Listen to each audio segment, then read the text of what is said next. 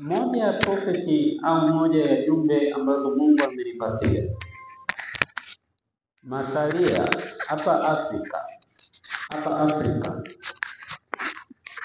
masalia ya kiongozi aliyepita, masalia ya kiongozi. Kuna kiongozi alikuwa Maifai lakini hayupo, lakini katika uongozi wake aliacha masalia. Nini niliona?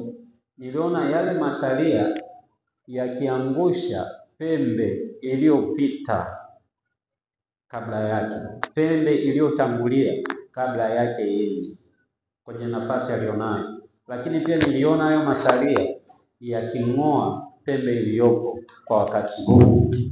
Mungu natusaidie.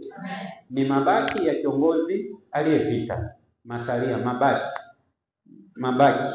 masalia, japo yanaonekana ni machache au wanaonekana ni wachache, lakini ninaona wanafanya namna ya kuangusha pembe iliyotangulia kabla ya huyo kiongozi kwenye nafasi aliyokuwa nayo.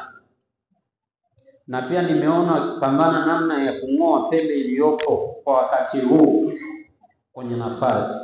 Niwahakikishie hakuna kurudi nyuma.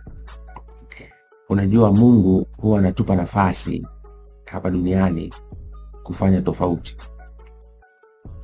Na unapopewa nafasi huwa unatakiwa uitumie kufanya tofauti. Na napenda leo nitumie fursa hii kuwasihi Watanzania wenzangu kokote kule mliko, wenye mapenzi mema na nchi yetu na wenye hofu ya Mungu, wazalendo kweli.